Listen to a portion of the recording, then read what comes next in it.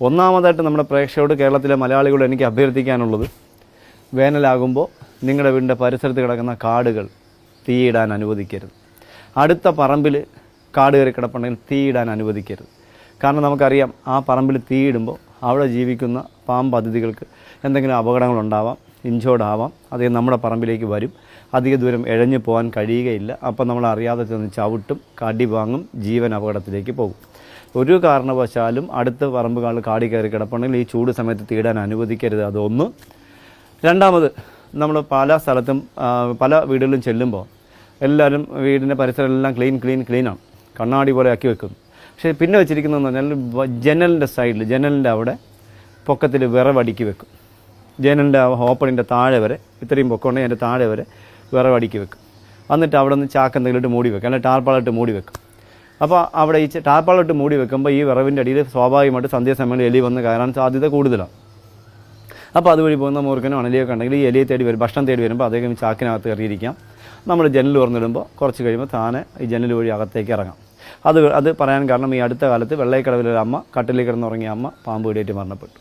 അപ്പോൾ അത് നമ്മൾ തുറന്ന് ഇടുമ്പോൾ അത് അകത്ത് കയറി ചിലപ്പോൾ നമ്മളെ കട്ടിലായിരിക്കും അവിടെ കിടക്കുന്നത്. അതുവഴി നമ്മുടെ ദേഹത്തേക്ക് ഇറങ്ങാം. നമ്മൾ അറിയാതെ മറിഞ്ഞ് കിടക്കുമ്പോൾ കടി കിട്ടാം, ജീവന് അപകടം സംഭവിക്കാൻ സാധ്യത കൂടുതലാണ്. മൂന്നാമത്, ഈ ജനലിൻ്റെ സൈഡിൽ സൈക്കിള്, ബൈക്ക് അല്ലെങ്കിൽ ഏണി, ഗോവേണി ഒക്കെ ഒന്നും കൊണ്ട് ചാരി, ഏണി നമ്മൾ പെയിൻ്റൊക്കെ അടിക്കാൻ പെയിൻ്റൊക്കെ തേക്കാൻ ഉപയോഗിക്കുന്ന ഏണിയെ കൊണ്ട് ഇങ്ങനെ ചാരി വെക്കാറുണ്ട്, വടി കൊണ്ട് ചാരി വെക്കാറുണ്ട്. ഇതൊന്നും പാടില്ല. ഇതൊക്കെ വെക്കുമ്പോൾ ഇതുവഴിയൊക്കെ കയറി, ഇപ്പോൾ ബൈക്കിൻ്റെ വീലിൽ കൂടെ കയറി സ്റ്റാൻഡ് വഴി, എന്താ പറയുക, അതിൻ്റെ ഹാൻഡിൽ വഴി അകത്തേക്ക് ഇറങ്ങാൻ സാധ്യത കൂടുതലാണ്. അപ്പോൾ അതും നിങ്ങൾ വളരെ ശ്രദ്ധിക്കേണ്ട കാര്യമാണ്. നാലാമത്തെ ഒരു കാര്യം എൻ്റെ പ്രേക്ഷകരോട് എനിക്ക് പറയാനുള്ളത്, ഏറ്റവും കൂടുതൽ സൂക്ഷിക്കേണ്ടത്, വീടിൻ്റെ പരിസരത്ത് ഒരു കാരണവശാലും ചേർന്ന് തൊണ്ട്, ചിരട്ട, അതുപോലെ നമ്മുടെ ഇഷ്ടികയുടെ പൊടി, ഓടിൻ്റെ പൊടി, ഇങ്ങനെയുള്ള സാധനങ്ങൾ ഒരു കാരണവശാലും അടുക്കി വെക്കരുത്. അതും അപകടമാണ്. അത് വളരെ അവിടെ ചൂട് സമയം കൂടുമ്പോൾ മുട്ട വിരിപ്പോൾ നമുക്കറിയാം, ചൂട് കൊടുക്കാൻ മാത്രമല്ല, മുട്ട വിരിയുന്ന സമയമാണ് അണലി പ്രസവിക്കുന്നത്. ഈ മേഖലയിൽ അണലിയില്ല, അണലിയൊന്നും സാധനമില്ല. ഇവിടെ മൂർഖനാണ് അതിഥികൾ കൂടുതൽ. അപ്പോൾ നിങ്ങൾ ഈ പൊട്ട വിരിഞ്ഞ് പോകുന്ന അതിഥികൾ പെട്ടെന്ന് ഇഴഞ്ഞു പോയി ആ വിറവിൻ്റെ അടിയിലൊക്കെ ആയിരിക്കും. നമ്മൾ പോയി എടുക്കുമ്പോൾ കടി കിട്ടാൻ സാധ്യത, മരണം സംഭവിച്ചില്ല എങ്കിൽ പോലും കടി കിട്ടാൻ സാധ്യത കൂടുതലാണ്. അപ്പോൾ സ്വാഭാവികമായിട്ട് പാമ്പിൻ്റെ കടി എടുക്കുമ്പോൾ നമ്മൾ പേടിച്ചു പോകുമ്പോൾ ഹാർട്ട് അറ്റാക്ക് ഉണ്ടാകാം. അങ്ങനെയും ഡെത്ത് സംഭവിക്കും. കടിച്ചിട്ട് മരണമെന്ന് പെടണമെന്ന് നിർബന്ധമില്ല, ഹാർട്ട് അറസ്റ്റ് ഉണ്ടായിട്ട് മരണപ്പെടാം. അഞ്ചാമതൊരു കാര്യം നമ്മുടെ പ്രേക്ഷകരോട് പറയാനുള്ളത്, നിങ്ങളെല്ലാവരും കുട്ടികളൊക്കെ വരുമ്പോൾ വീട്ടിൻ്റെ പുറകിൽ, കുട്ടികൾ സ്കൂളിൽ നിന്ന് ഓടി വരുമ്പോൾ കുട്ടികൾ ചെരുപ്പ്, അതായത് ഷൂ ആണ്, ഇപ്പോൾ 90% പേര് ഷൂ ആണ് ഉപയോഗിക്കുന്നത്. ഓടി വരുമ്പോൾ കുട്ടികൾ ഷൂ അങ്ങ് കാലുകൊണ്ടിനെ ചവിട്ടി ഇളക്കി ഇട്ടിട്ട് ഓടി അങ്ങ് വീടിനകത്ത് കയറിപ്പോൾ ആ ചെരുപ്പ്, ആ ഷൂ അവിടെ തന്നെ കിടക്കും. അടുത്ത ദിവസമാണ് നമ്മൾ പിന്നെ കുട്ടികൾ സ്കൂളിൽ പോകാൻ തന്നെ ഷൂ എടുക്കുന്നത്. അത് നമ്മൾ എൻ്റെ പ്രേക്ഷകരോട് എനിക്ക് അഞ്ചാമതായിട്ട് പറയാനുള്ള ഒരു കാര്യം, പറഞ്ഞു വന്നിരുന്നൊരു കാര്യം, ഒരു കാരണവശാലും വീട്ടിൻ്റെ മുന്നിൽ, ഇപ്പോഴത്തെ കാലഘട്ടങ്ങളിൽ വീട്ടിൻ്റെ മുന്നിലോ പിന്നിലോ ഷൂ, ക്യാൻവാസ്, അതുപോലെ കെട്ടുള്ള ചെരുപ്പുകൾ, ഇതൊന്നും ഒരു കാരണം താഴത്ത് വെക്കരുത്, താഴെ ഇടരുത്. നിങ്ങൾക്ക് പറ്റുമെങ്കിൽ ഒരു 2 അടി ഹൈറ്റിൽ ഒരു സ്റ്റാൻഡ് ഉണ്ടാക്കി സ്റ്റാൻഡിൽ വെച്ച് കഴിഞ്ഞാൽ കുഞ്ഞ് മുട്ട വിരിഞ്ഞ് പോകുന്ന, പ്രസവിച്ച് പോകുന്ന അണലിയോ മുട്ട വിരിഞ്ഞ് പോകുന്ന മൂർഖനൊന്നും ഈ സ്റ്റാൻഡിനകത്ത്, ഷൂവിനകത്തൊന്നും കയറിയിരിക്കാൻ സാധ്യതയില്ല. കാരണം നമ്മളറിയാം, ഞങ്ങൾ ഇതിന് മുന്നേ കരിക്കാത്തൊരു എപ്പിസോഡ് ചെയ്തിട്ടുള്ളതാണ്, ഒരു യാത്രയ്ക്കിടെ ഞാൻ ചെയ്തിട്ടുള്ളതാണ്. കുട്ടി സ്കൂളിൽ പോകാണ്ട് ഇറങ്ങിയപ്പോൾ ചെരുപ്പിനകത്ത് മൂർഖനകത്ത് ഇരുന്നത്.